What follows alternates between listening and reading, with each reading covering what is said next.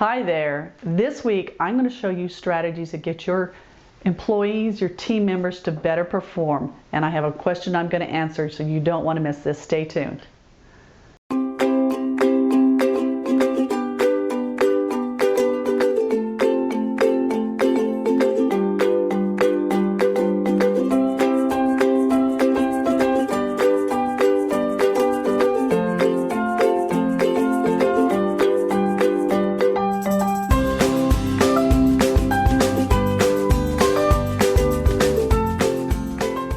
Hi there, this is Ginger Bratzel from New Patient Attraction Automation and gingerbratzel.com. I'm the author of the book, Secrets of Creating a Prosperous Dental Practice. And I want to address a real question I hear all the time from my private clients, people I meet at meetings, even emails and phone. And they're like, Ginger, can you just talk to this employee and get them to do what they need to do?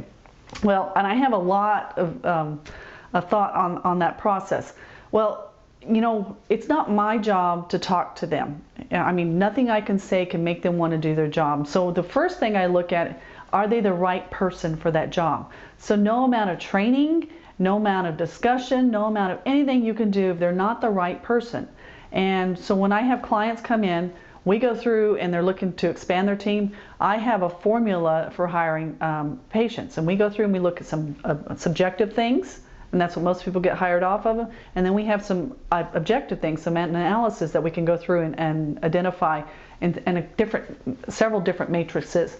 And it helps us just be better informed, because we can never make people do what they don't want to do. Okay, write that down. You can never make people do what they don't want to do. And that includes you as the doctor. So that means, brings me to number 2.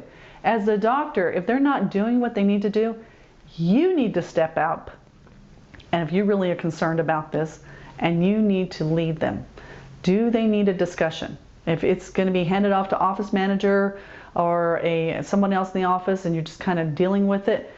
I have one client that prides themselves that they've never fired anyone. That's not something to be proud of.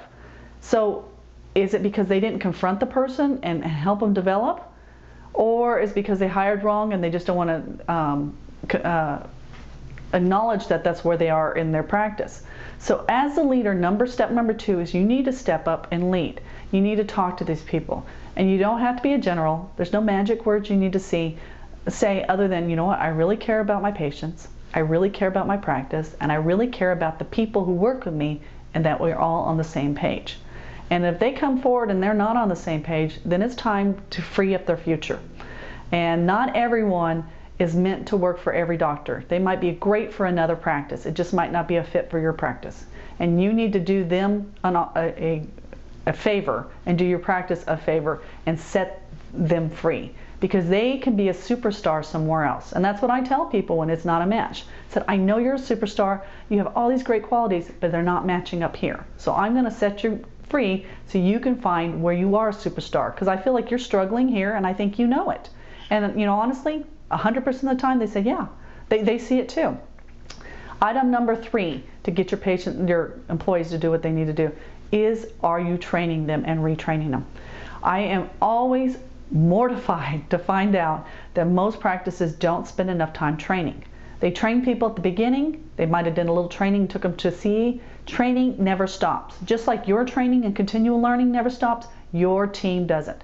And if you're hiring people, you know, especially for upper level jobs, I find a question I heard from an attorney who coaches attorneys, that they will ask employees, what's the last book you read? And then if they say, well, I don't read books, I haven't read a book since high school, and they pride themselves on it, they're not someone invested in being a better them.